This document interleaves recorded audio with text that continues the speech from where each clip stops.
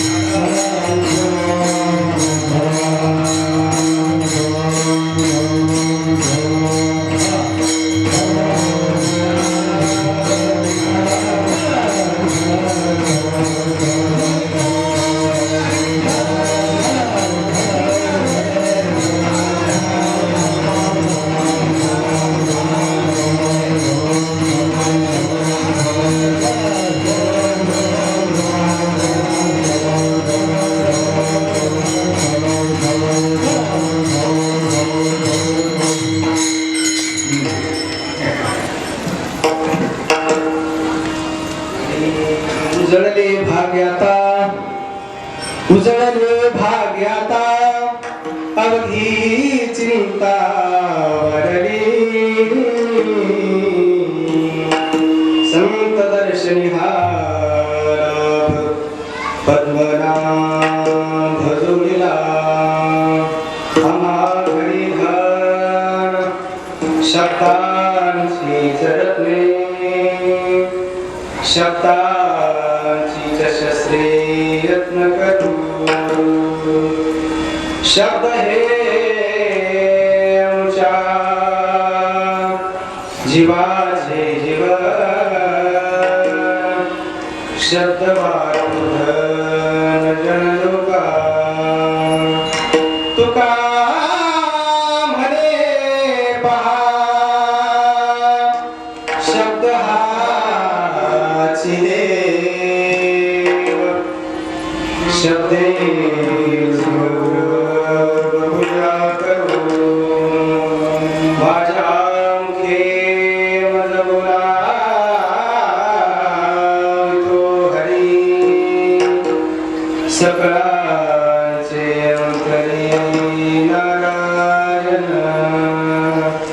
न करावा द्वेष कोणाचा हा तब विचार जाणो मी तुका म्हणे दोष नाही विचारी हिताची उत्तरे शिकविताती महायोग पीठे तटे भीमरथा वरं पुंडरीकाय दातु रहि समागत्य तिष्ठं तमानन्दकन्दं परब्रह्मलिङ्गं भजे पाण्डुरङ्गं परब्रह्मलिङ्गं भजे पाण्डुरङ्गं परब्रह्मलिङ्गं भजे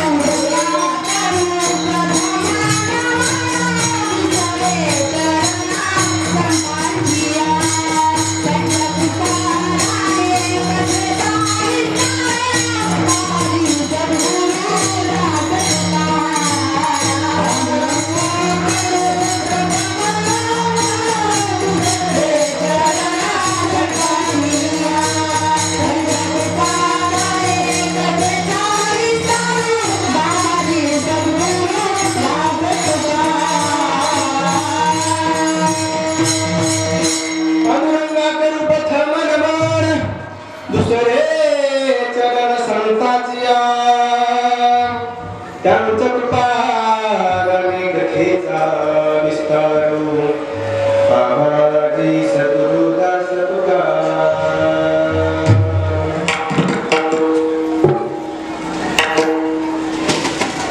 प्रस्तुत प्रसंग प्राप्तस्थळी सेवेकरता निवडलेला आपण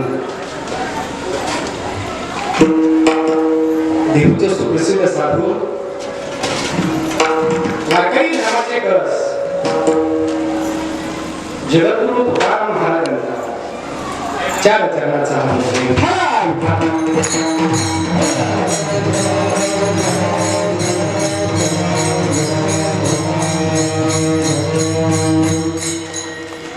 या अभंगाच्या माध्यमातून जगद्गुरु तुकोबाराचा आता माझं भाग्य उजळलं काय उजळले भाग्य आता कोणाचं भाग्य कधी उजळलं हे सांगता येत परंतु तुकोबा या ठिकाणी म्हणतात उजळले भाग्य आता तब घे चिंता भरली. माझं भाग्य उजळलं माझ्या जीवनातली सगळी चिंता नाही झाली चिंता मेली चिंता वाढली. पाठीमागं कोण बडबड करतोय कृपया बडबड करू नका कीर्तनामध्ये मिळते कशामुळे चिंता वाढली जगद्गुरु तुकाराम महाराज संत दर्शनी हालाभ पद्मनाभ जोडीला संतांची संगत संतांचं दर्शन त्या ठिकाणी मला घडलं आणि संतांनी त्या ठिकाणी परमेश्वराची भेट माझी घडवून दिली. पद्मनाभ जोडीला पद्म म्हणजे कमळ आणि नाभ म्हणजे देवी त्याच्या देवीतून कमळ ओढलं असा परमेश्वर असा विष्णू भगवान त्या ठिकाणी त्या परमेश्वराशी मी जोडलं गेलो. आणि मग त्या ठिकाणी त्या साधकाने विचारलं का महाराज ठीक आहे तुमचं भाग्य उजळलं तुमच्या जीवनाची चिंताही नाही झाली तुमच्या जीवनामध्ये संतांचं दर्शन झालं देवही तुम्हाला मिळाले परंतु हे मिळाले देव कुठं साठवले संपुष्टाचे करून साठवून काय केलं माझ्या हृदयामध्ये माझ्या अंतःकरणामध्ये फक्त साधकाने विचारलं गाव होता मग हा जो देवा आहे जो परमेश्वराचा देवा आहे हा इथून मागे तुमच्या जीवनामध्ये नव्हता का त्यावेळेस तुकाराम महाराज तुका म्हणे होता ठेवा तुझ्या भावा सापडला हा ठेवा होता परंतु माझ्या डोळ्यावरती अज्ञानाची झापड आली होती आणि ती झापड संत संगतीमुळे संतांच्या दर्शनामुळे संतांनी त्या ठिकाणी बाजूला सरकवली आणि माझ्या भावाच्या बळाच्या जोरावरती हा ठेवा मला सापडला. विठाला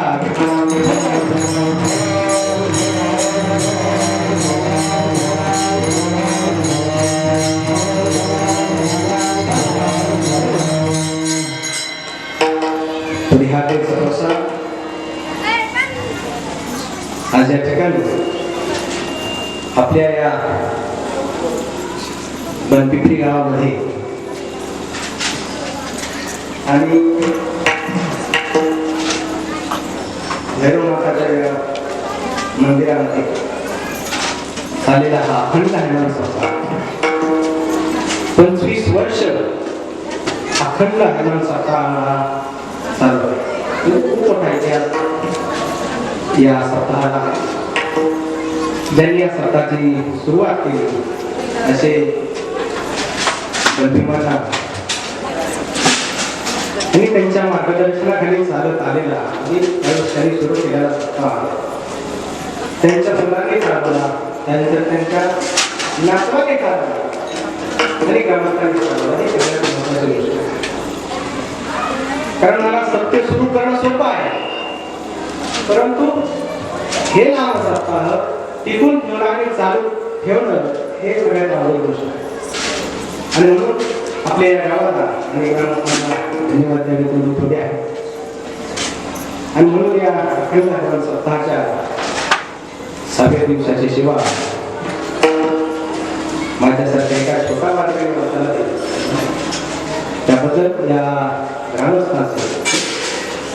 संस्था कमिटीचे मनपूर्वक अभिनंदन करतो.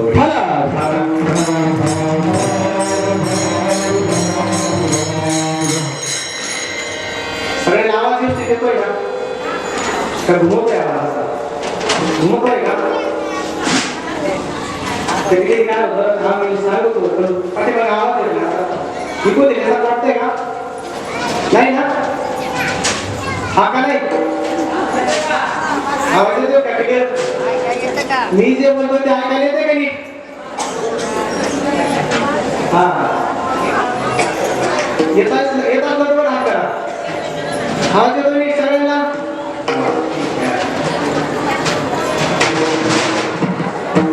असू द्या तिकडे लक्ष द्या. तिकडे भाडे वगैरे पोराला बरोबर तुम्ही इकडे लक्ष द्या. कारण आपण इथं नामस्मरणामध्ये संतांनी सांगितलेले विचार या ठिकाणी ऐकायला बरोबर. आणि अखंड हरिनाम सप्ताहामध्ये ज्यांच्या सहयोगातून त्यांच्या माध्यमातून या सेवेचा योग आला असे आमचे मामूसासरे यांच्या सहयोगातून सेवा त्याचप्रमाणे या गावातील सगळे ग्रामस्थ आणि या कार्यक्रमासाठी आवर्जून उपस्थित असलेले आमचे मामा आपल्या पंचकृषीमध्ये सर्वात परिचित आहे. गायनामध्ये आवाज आनंद आहे असे राजनाथ महाराज. त्याचप्रमाणे दुसरे आहे म्हणजे महाराज एकशिंगी. त्याचप्रमाणे हरिभक्तपरायण खंड महाराज. त्याचप्रमाणे ज्ञानायू भारतीय शिक्षण संस्थेतील विद्यार्थी इथं आल्यानंतर कौतुक वाटलंय. खऱ्या असे विद्यार्थी घडले पाहिजे आणि संस्कार त्यांना दिले पाहिजे. त्या ठिकाणी कृष्ण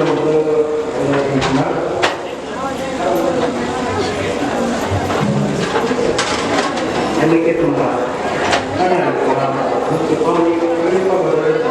खूप आनंद वाटले किती सर्व महाराज सर्वांचा आणि सर्वांच्या सहयोगातून सर्वांच्या मनपूर्वक एकदा धन्यवाद व्यक्त करतो आणि सेवेला सुरुवात करतो.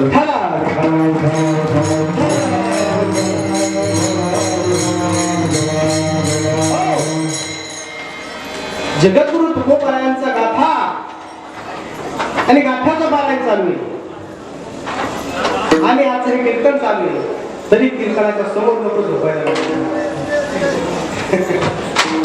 का जेवण सगळ्यांचं झाले माझं जेवण झालं आणि झोपायचं आपल्या शिल्लक आहे असं तुम्हाला झोपायचं आणि मग झोपायला कुठं जायचं कीर्तनाला त्याकडे थांबला असं काय करू.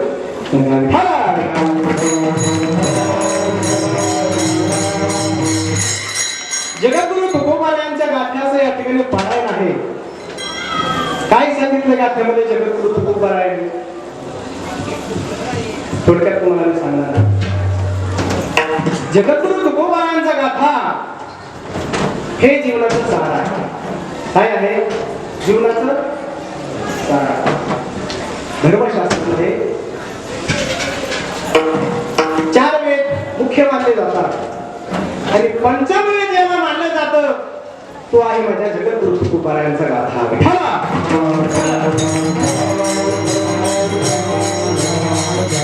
या जगामध्ये 3 त्या ठिकाणी जगद्गुरु झाले. पहिला आहे कृष्ण म्हणजे जगद्गुरु, दुसरे आहे आद्य शंकराचार्य आणि तिसरे आहे जगद्गुरु तुकाराम महाराज. म्हणून या जगाच्या पाठीवरती चौथा जगद्गुरु होणे नाही. इतका विद्वान माणूस त्या ठिकाणी झाला आणि या महान तत्वज्ञानाचं संतांचा गाथ्याचं पारायण आपल्या या भव्य देवी अशा मंदिरामध्ये चालू आहे. मला वाटतं एवढं मोठं मंदिर नगरची जत्रे अजून पाहिजे नाही. खूप मोठं मंदिर म्हणजे तुमच्या गावकऱ्यांचं आणि करावं थोडं आहे. धार्मिक कार्यासाठी एवढं मोठं काम करणं ही छोटी गोष्ट नाही, ती अतिशय मोठी गोष्ट आहे. आणि तुमचं गाव काय झालं मोठं नाही की नव्हता 8 रुपये काय किमतीच्या वस्तू आहे. आणि नवी दुनियाच्या प्रकारचं मंदिर आपल्या गावामध्ये आहे. आराध्य दैवत नितांत श्रद्धा या गावाची या देवावरती आहे. म्हणून जगद्गुरु तुकोबाराय आहे या अभंगाच्या माध्यमातून समाजाला ज्ञान देण्याचं, समाज प्रबोधन करण्याचं या ठिकाणी काम करतात.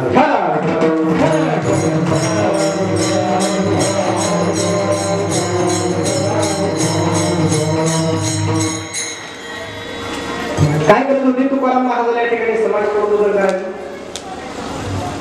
काही काम नव्हतं तुकाराम महाराजांना. असं आहे काय मुंबई तुकाराम महाराज काही काम नाही, मग त्याला आपण समाज प्रबोधन करू. तुकाराम महाराज अतिशय श्रीमंत माणूस होता. किती श्रीमंत होता?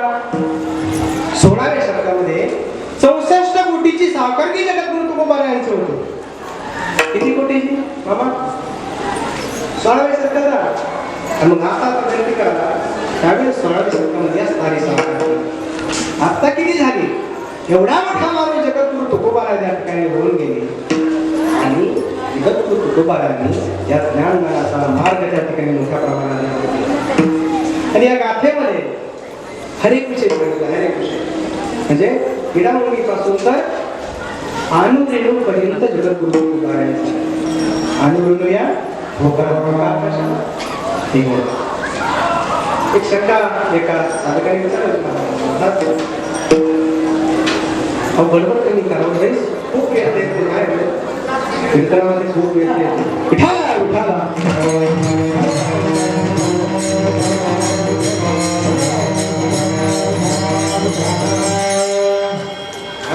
आवाज येत नाही. आवाज पाठीमागा आवाज येत नाही. हा महिला आवाज येत नाही. मोठा आवाज येतोय का? येतोय ना? आवाज येत नाही. सिस्टीम व्यवस्थित करून घ्या. हा सिस्टीम व्यवस्थित लावून घ्या. त्यांना जर काही कळलं नाही तर काय उपयोग आहे का? मला पण कळत नाही, कारण कुणीच काय प्रतिक्रिया देत असे निश्चय बघत आहे डोळ्याने. हा नाही नाही नाही काहीच नाही. हा लावा बरं, सिस्टीम प्रॉपर लावा, नंतर काय सुरू करू आपण.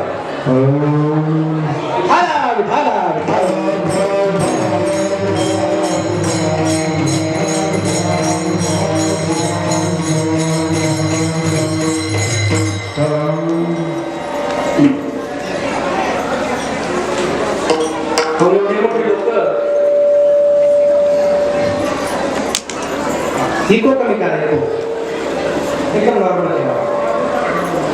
हॅलो, आता येतो का आवाज? येतोय का सगळ्यांना? हा आता काय काळजी करायचं कारण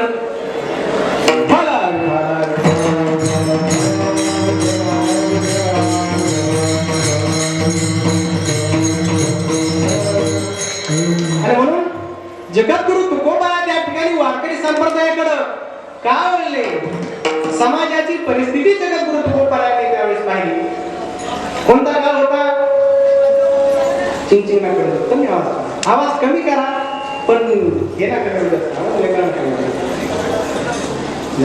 काय होतंय? येतं सरपंच आणि लोक पण काय सरपंच हो सर त्याचं तोंड थोडी इकडे करा. हॅलो थोडं थोडं हॅलो इकडे हॅलो हॅलो बस बस राहू द्या.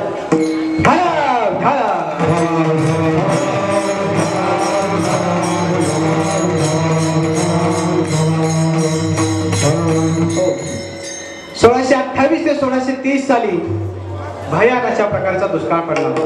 आता येतो माहिती सगळ्यांना दुष्काळ पडलेला हा का नाही? आत्ताच एक तुमच्या मानाला भयान अशा प्रकारचा दुष्काळ पडला होता. तो काळ कोणता होता? छत्रपती शिवाजी महाराजांचा जन्म ज्यावेळेस झाला, बरोबर आहे, 19 फेब्रुवारी 1630, बरोबर. अशा वेळेस भयान अशा प्रकारचा दुष्काळ पडला. किती दुष्काळ पडला? इतका दुष्काळ पडला की खायला अन्न नाही, प्यायला पाणी नाही. भयान अशा प्रकारची परिस्थिती समाजामध्ये चालली होती.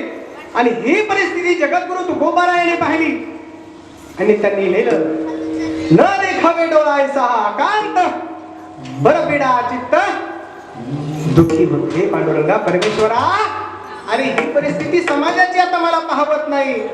आता मात्र या ठिकाणी तू काहीतरी केलं पाहिजे. बुडते हे जल न देखावे डोळा.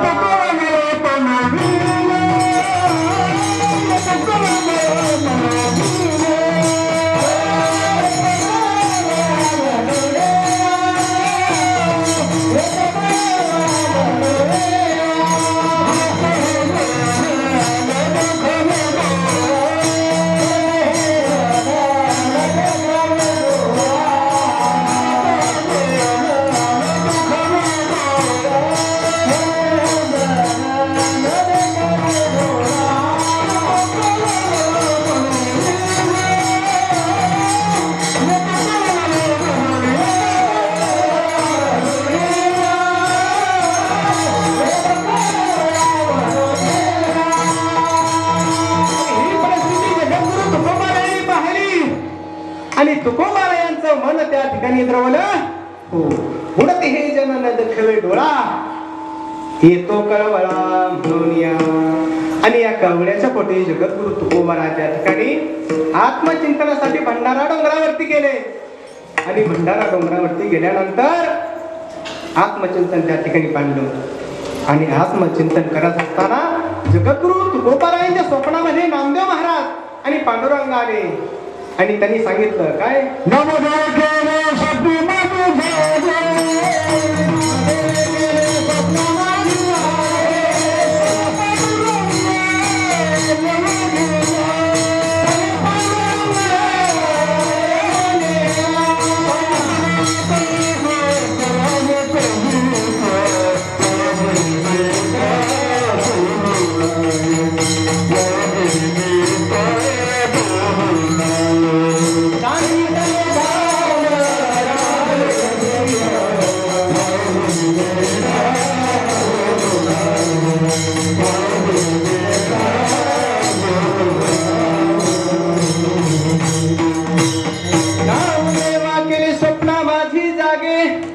सवे पांडुरंगे उनिया सांगितले काम करावे कवित्व वावगे निमित्त बोलू नये.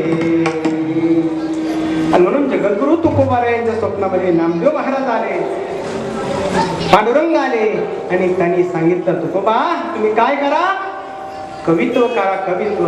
ज्या दिवशी जगद्गुरु तुकोबारायांच्या स्वप्नामध्ये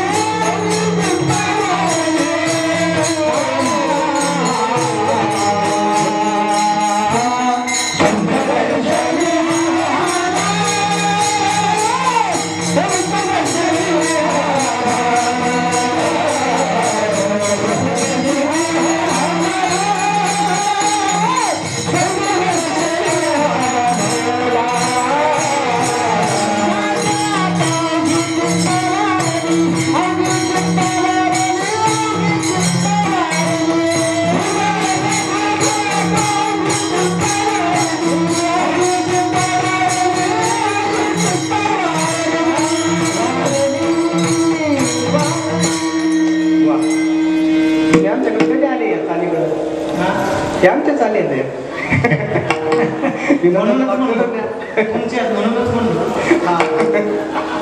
कारण महाराज बऱ्याच गायन करायचो आता आमच्या कोणत्या चाली गाड्याच्या चाली आणि महाराज वारकरी त्यांची चाली बघा वारकरी चाली आनंद शिकलेले त्याच्यामुळे तेव्हाच म्हणायचे हे तुम्ही चाली कसे बसवतो वेगवेगळे चाली गाण्याचे त्याच्यामुळे म्हणलं आमच्या चाली कसं काय म्हणजे विठाला विठाला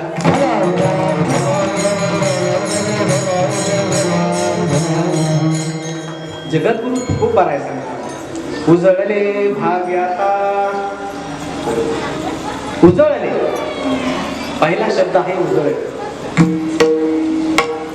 पहा आपल्याकडे घरामध्ये देव असतात सोपं उदाहरण सांगतो सगळ्यांच्या घरामध्ये देव असतात देव आहेत का सगळ्यांच्या घरात तांब्याचे पितळीचे सोन्याचे चांदीचे सोन्याचे आहेत का श्रीमंत लोक सगळ्यांच्या घरामध्ये देव आहे बरोबर आहे आपण देव दररोज धुतो का नाही आणि देवाची पूजा करतो हा बरोबर नका करू बरोबर करू बरोबर करतो हो तुम्ही एवढं म्हणजे सगळे जमले मला खूप आनंद झाला कारण मागच्या 2 वर्षापूर्वी माझं प्रवचन होतं बरोबर आहे मामाने मला प्रवचनाला बोलवलं होतं पण असेच बरेच लोक जमले होते आणि मग विचारलं मी कीर्तनाला किती लोक असतात मामा म्हणजे कीर्तनाला कमी लोक असतात का त्याने काय प्रवचन झालं की हरिपाठ झालं की जेवण झालं की घरी आता आम्हाला येताना मी आतमध्ये शिरलो की 1-2 लोंढे चाललेच होते घरी आता म्हणलं आपल्याला कीर्तनाला पण सापडत आहे का नाही का पण तुम्ही भाग्यवान आहात आणि मी तुमच्यापेक्षा जास्त भाग्यवान की मला तुमच्या समोर कीर्तन करायला विठाला विठाला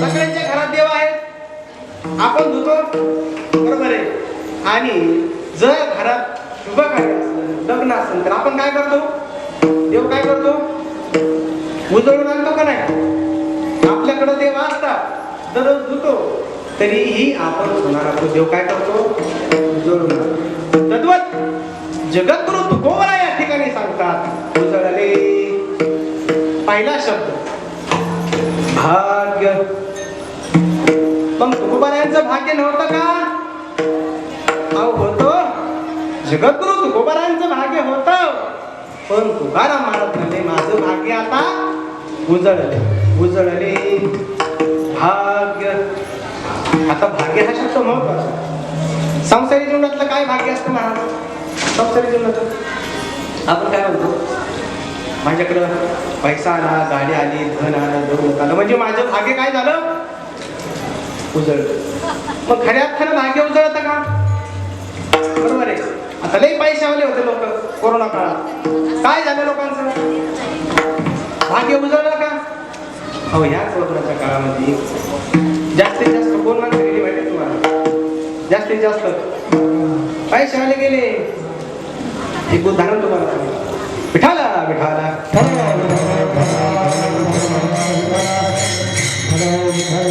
एका गावामध्ये एक माणूस असतो तुम्ही करा एका गावात एक माणूस असतो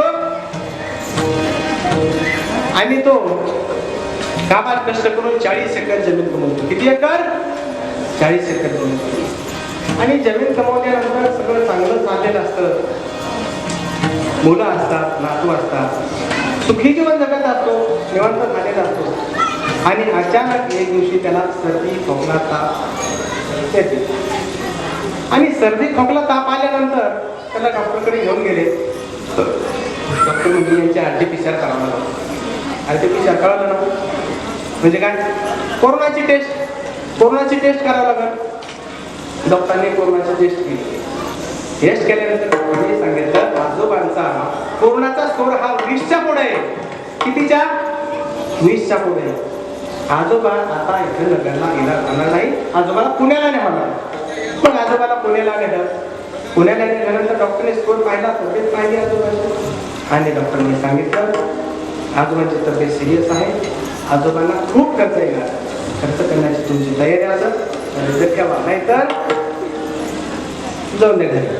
मग त्या ठिकाणी त्या आजोबांनी आपल्या वारसदारांना बोलवलं आणि सांगितलं बाबांनो, मी काबार कष्ट करून 40 एकर जमीन कमवली, त्यातली 50 एकर.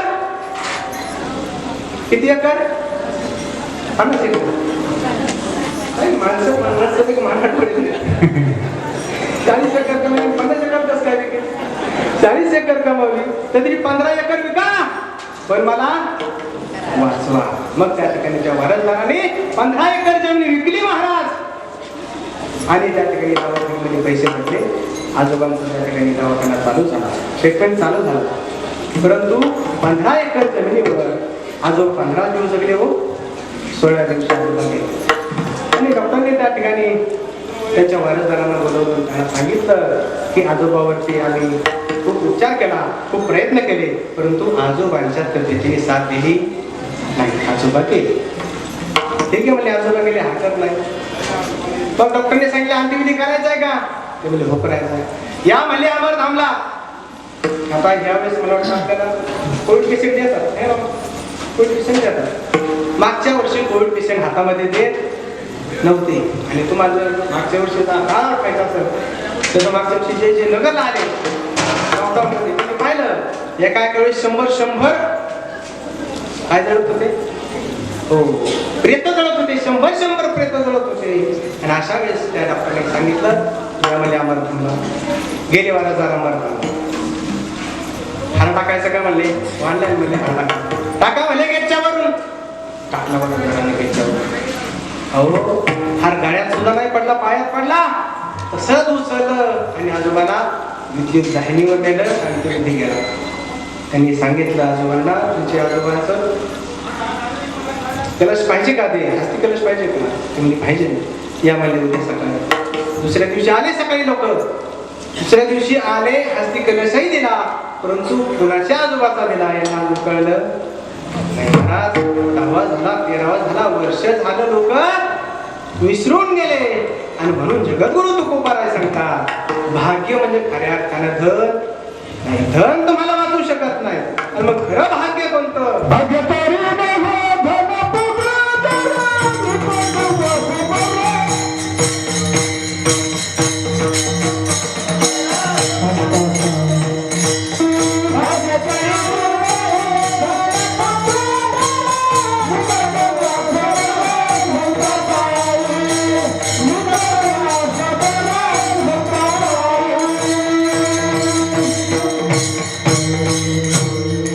भाग्यतने नोहे धन पुत्र दारा.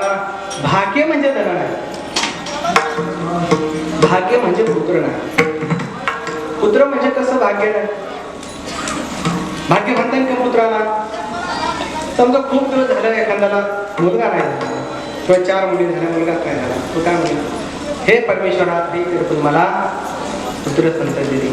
आणि अशा माणसाला जर मुलगा झाला तो काय म्हणे? आता माझं भाग्य उजळलं, आता माझं भाग्य उजळलं. पण जर मुलगा जन्माला आला आणि मोठ्यापणी जर म्हातारीला बाहेर काढलं तर म्हणेन का माझं भाग्य उजळलं? अहो म्हणेन का? नाही ना म्हणू शकत.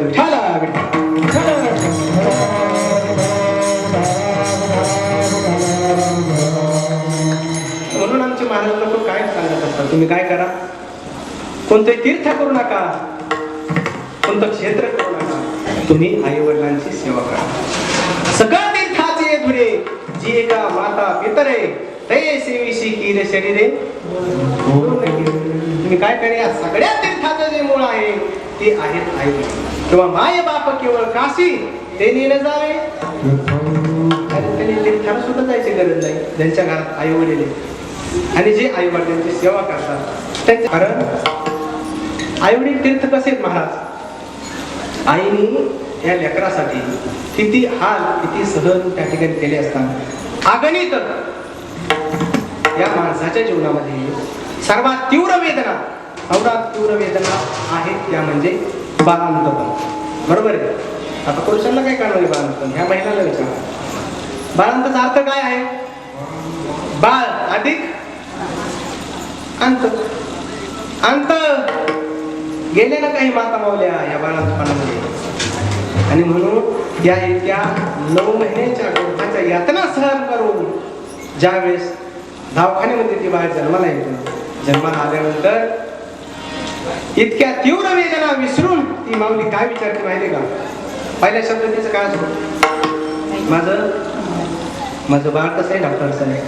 डॉक्टर साहेब माझं बाळ कसं आहे? असा पहिला शब्द ती माऊली विचारती. त्या सर्व वेदना विसरती. आणि अशा जर मुलाने म्हातारीला त्यांच्या अंतकाळामध्ये ज्या काळामध्ये आई वडिलांना खरा असल्याची गरज असते, बरोबर आहे. आपण सगळं कशासाठी करतो? पैसा धन दौलत कशासाठी कमवतो? आपला अंतकाळ चांगला व्हावा, आपला शेवट चांगला व्हावा, शेवट गोड व्हावा, बरोबर आहे. शेवटचा दिवस गोड व्हावा याच्यासाठी करतो का नाही? ह्याच्यासाठी करतो. आणि असा जर दिवस आपल्या जीवनामध्ये चांगला येत नसेल, मुलं बाहेर काढत असेल, मुलं वृद्धाश्रमात ठेवत असेल, तर काय म्हणावं त्या माता माऊली? आणि म्हणून जगद्गुरु तुकोबाराय सांगतात, भाग्य तरी नोहे धन पुत्र आणि भाग्य तरी नोहे तारा. तारा म्हणजे काय? तारा म्हणजे सत्य. आता जगद्गुरु तुकोबाराय सांगतात, भाग्य तरी नोहे धन पुत्र दारा. धन म्हणजे मान्य आहे, धन म्हणजे भाग्य नाही, पुत्र म्हणजे भाग्य नाही, पण दारा म्हणजे भाग्य नाही. असं आज म्हणू शकते का महाराज तुम्ही? आज विठाला विठाला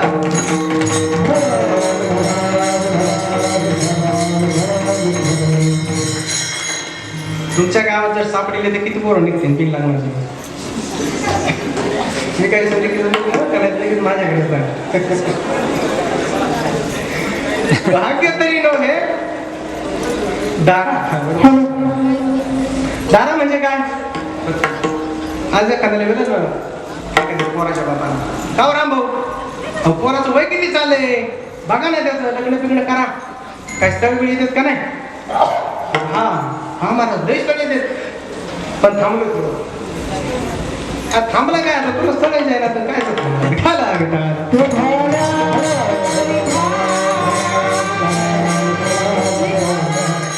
बरं. मुलींच्या अटी काय माहिती आहे का? मुलींच्या आणि मुलींच्या घरच्या मुलगा नोकरदार पाहिजे पहिल्या, तो बी सरकारी पाहिजे. दुसऱ्या मुलगा राहणारा शहरात पाहिजे. सरकारी नोकरदार पाहिजे, राहायला शहरात पाहिजे, त्याला घरदार पाहिजे कुठं? शहरात. त्याला जमीन पाहिजे कुठं? गावाकडे. त्याला आई बाप नसले पाहिजे. आता मला सांगा, बिना आई बापाचं मुलगा होतो का? जरी असले त्यांनी गावाकडे शेती करावी, शहरात गेले नाही म्हणजे किती आधी. मुलगी शेती पाहिजे, जमीन पाहिजे, बागायत पाहिजे, जास्त पाहिजे, कमी नाही. 2-3 एकर नाही चालत, 10 एकर तरी पाहिजे, जमीन पाहिजे. आणि मुलगी सगळ्यात महत्वाची अट सांगतो, मुलगी शेतात जाणार नाही. नाही म्हणजे नाही जाणार, मुलगी शेतात जाणार नाही, ही सगळ्यात महत्वाची आहे.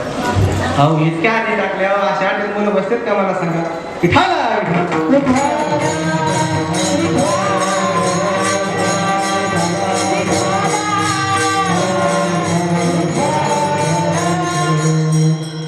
अच्छा कोण बसतं माहिती का? ज्याचं बसेल त्याचं पुत्र काढशील विठाला विठाला.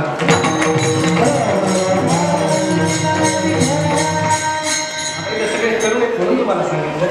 तरुणाला एक लक्षात ठेवा बघा, मी बी तुमच्या सोयीच आहे, माझं लग्न झालेलं आहे, आमचे सासरे माझ्या समोर बसले.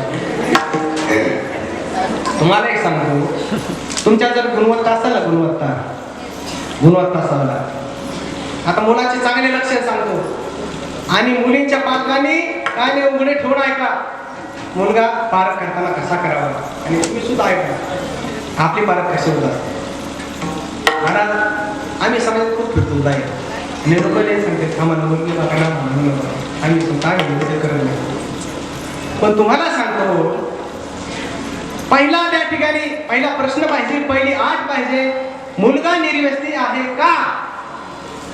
पहिला मुद्दा बरोबर आहे. मुलगा निर्व्यसनी असावा, मुलगा शिकलेला असावा, मुलगा भूतकरू असावा. भले त्याला नोकरी असू द्या, पण मुलगा जर भूतकरू असेल तर पान टपरीवर पानं विकू द्या. पानं औरंगाबादला जा, 1000 रुपयाने पाणी एका पान टपरीला. किती रुपयाला? 1000 रुपयाला. अहो इथे काय आले धनकरमध्ये जा, 100 रुपयाला एक पाणी. फुटाणेवाले 1000 रुपये एका दिवसाला कमवतात. आणि म्हणून मुलं निवडताना पहिली गोष्ट निर्व्यसनी बघा, तुमच्या मुलीचं कल्याण होईल. भले तो हमाली करेन, फुटाणे विकायला ह्या विकीन, काही करीन, तुमच्या मुलीला 120 सुद्धा कधी देणार. अजून एक लक्षात ठेवा, लई मुली लई मोठ्या घरात येऊ, अहो तुमचे पार नखा उठून जाते त्यांच्या कधी पाठीमागून. लक्षात ठेवा, चांगल्या मध्यम आणि गरीब होतकरू मुलाला मुली द्या, हे लक्षात ठेवा. आणि मुलांना एक सांगतो, तुम्ही कोणताच व्यसन करू नका. व्यसनाने आहारी जातात, पण त्या पुरी मागं तो विषयच घेऊ नका, तुम्ही पडूच नका. तुम्हाला नाही लागली पाहिजे अशी. कशाच्या जीवावर?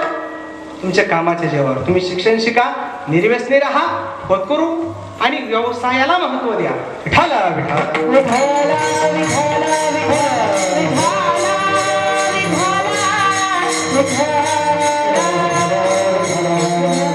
जगद्गुरु तुकोबा या ठिकाणी सांगतात, भाग्य तरी नव्हे धन, भाग्य तरी नव्हे दारा, भाग्य तरी नव्हे पुत्र. पुत्र म्हणजे भाग्य नाही, पत्नी म्हणजे भाग्य नाही, आणि पैसा म्हणजे भाग्य नाही. भाग्य तरी नव्हे धनपुत्र दारा, निकट वास घरा संता पायी. जगद्गुरु तुकोबा याच्या भक्तामध्ये उजळले भाग्य. आता शिका आपल्या अभंगातले 2 शब्द सांगितले तुम्हाला. आता वाजले किती? 10. तयारी आहे ना तुमची? आता मी सगळे शब्द सांगणार आहे फोडून 4 वाजेपर्यंत. हरकत? विठाला विठाला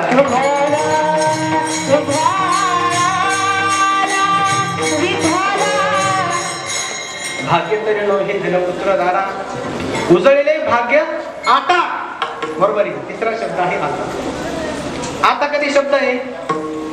कधी? आता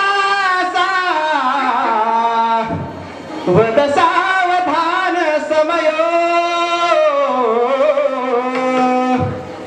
आता लगेच जेवायला बसता. आता म्हणजे कधी? इथून मागे आता, या क्षणाला. काय सांगत आहे मंगलाष्टक? आता सांगताय सावध व्हा, तुम्ही आता सावध व्हा. इथून मग बोंबलत छिंडत होते, काही करत होते. आता तुझ्या डोक्यावर त्याच्या अक्षदा पडलेत बाबा, तुझ्या मागे जबाबदारी आली, तुझ्या माग तुझी अर्धांगिनी आहे. आता तू सावध हो. आता इथून माग नाही, आता. आमच्या महावैष्णव माऊली ज्ञानेश्वर महाराजांनी सांगितले. कशामध्ये? पासायदानामध्ये. पासायदान हे शेवटचं मागणं आहे ज्ञानेश्वर महाराजांचं. सर्व जीवनाचं सार सांगितल्यानंतर शेवटी सांगितलं, आता विश्वात्मके देवे येणे वागयज्ञ तोषावे, तोषो निमद द्यावे पसायदाने. आता विश्वात्मके देवी कुणासाठी मागितलं? कुणासाठी मागितलं? ज्ञानेश्वर महाराजांनी स्वतःसाठी, 4 भावंडांसाठी, आळंदीकरांसाठी, पैठणकरांसाठी, नेवसकरांसाठी, नगर जिल्ह्यासाठी नाही ना. अभि या विश्वासाठी त्यांनी मागितलं. आणि काय मागितलं?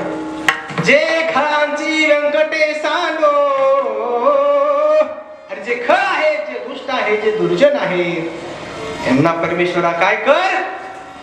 सद्बुद्धी दे बा, सद्बुद्धी. जे खालचे व्यंकटे साडो तया सत्कर्मरती वाढो भूता परस्परे भडो मैत्री भांचे. आणि हे जगद्गुरु तुकोबारा सांगतात उजळले भाग्य आता आता माझी चिंता तुझं नारायणा. कधी? आता ज्यावेळेस क्षण येईल, ज्यावेळेस वेळ येईल, त्यावेळेस जगद्गुरु तुकोबारांनी त्यांनी वेळोवेळी शब्दांचा उच्चार केलेला आहे. उजळले भाग्य आता अवधी चिंता भरली. विठाला विठाला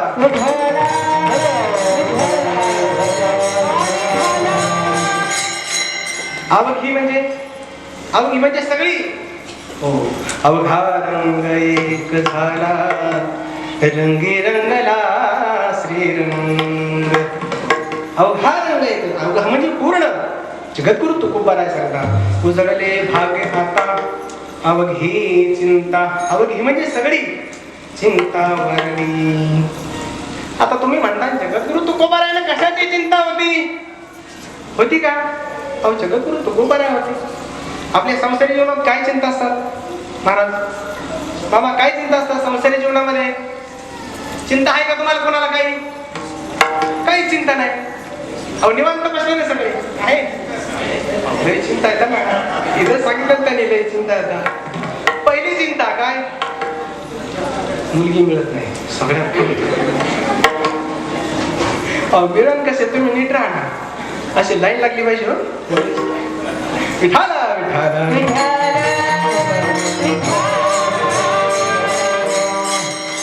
बघा.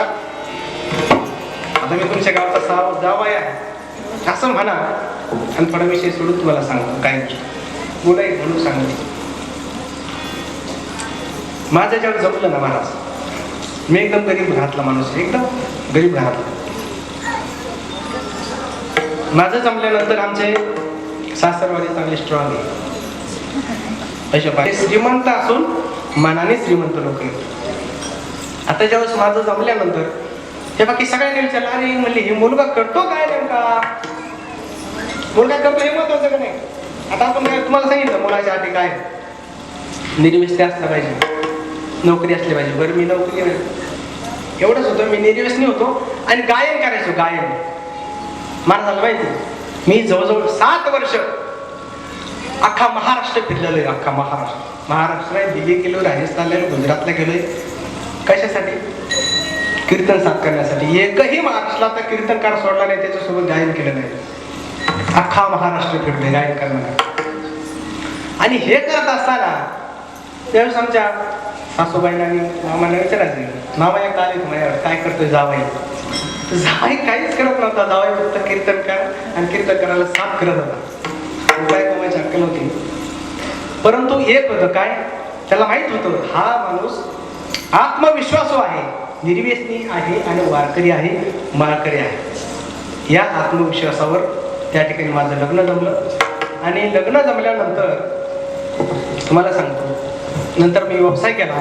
आणि हे करत असताना आज खोटं सांगत नाही, 1 कोटी रुपयाची प्रॉपर्टी माझ्या नगरमध्ये माझ्या जीवावर आहे. विठाला विठाला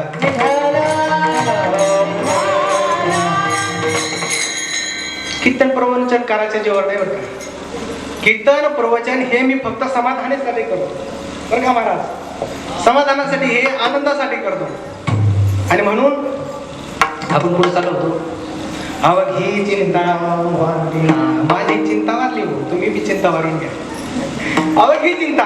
माणसाला काय चिंता असते? माणसाच्या जीवनामध्ये पहिली चिंता असते काय? मुलगा व्हावा. बरोबर आहे. संतांना संत मुलगा व्हावा. मुलगा झाला. मुलगा झाल्यानंतर काय चिंता आहे? ते लेकरू जगत आहे का नाही, सगळ्यात मोठी चिंता. लेकरू जगत मोठं होतं. परत काय चिंता आहे? शाळेत जात आहे का नाही, शाळेतही जातं. काय काय लोकांच्या लेकरं शाळेतच जात नाही, शाळेतच जात आहे त्याची चिंता वाढते. त्यानंतर पुढं शाळा शिकतं का नाही, शाळा शिकत त्याची चिंता वाढते. त्यानंतर पुढं काय, नोकरीला लागत का नाही, नोकरीला लागत ती बी चिंता वाढते.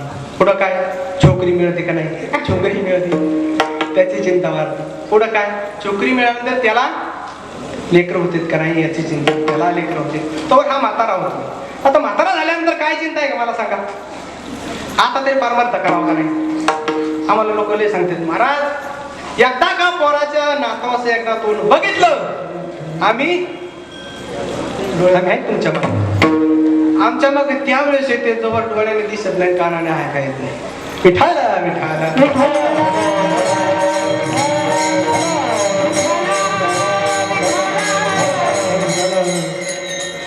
म्हातारा होतो आता काय चिंता सून घरात ठेवते का बाहेर सगळ्यात मोठी एवढी मोठी इस्टेट कमी तो काबार कष्ट करतो रात्रंदिवस काम करतो शेवट परत खायची चिंता घरात ठेवतो का बाहेर आपण घरात ठेवलं तर सून कशी जगवतील तुकडे देते का नाही याची चिंता बाहेर गेल्यानंतर बाहेर गेलं कुठं राहायचं मंदिरात राहायचं का वारणात राहायचं का कुठं राहायचं याची चिंता आणि बाहेर गेल्यानंतर मला सांगा जीवन जगत असताना माणसाला चिंता आहे जीवन त्या ठिकाणी मृत्यू झाल्यानंतर चिंतेने सोडाव का नाही मृत्यू झाल्यावर मेल्यावर संपला ना अहो मेल्यावर सुद्धा चिंता सोडित नाही मोक्ष मिळेल का नाही याची चिंता विठाला विठाला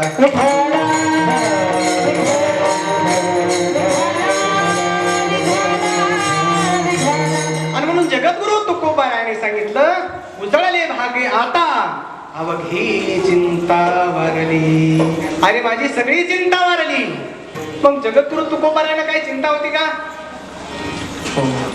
काय चिंता होती का तुकोबारायाला काय मी उद्धार पावेन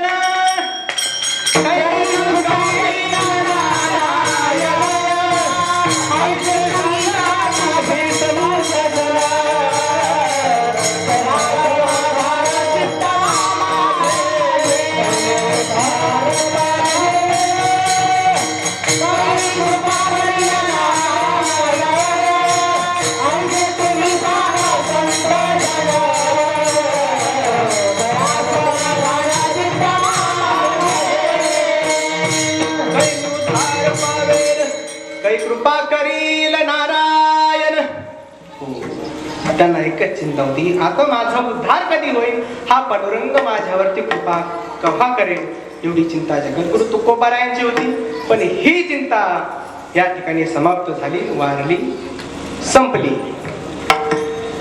विठाला विठाला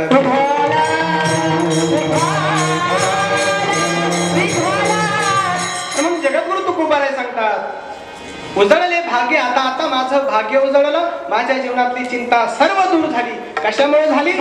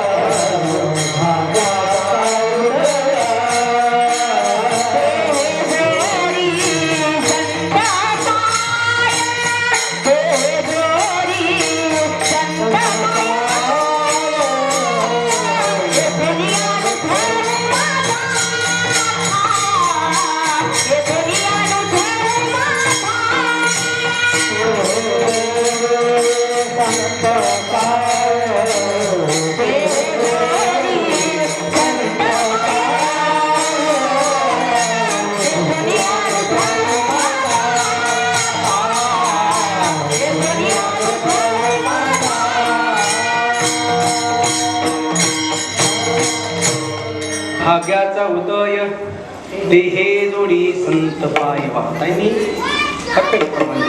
भाग्याचा उदय झाला माझा कधी देहे जोडी संत पाय संतांच्या चरण त्या ठिकाणी मला स्पर्श झाला संतांची संगत मिळाली संतांचा सहवास मिळाला संतांचं दर्शन झालं हे दर्शन अभंगाच्या दुसऱ्या जणांना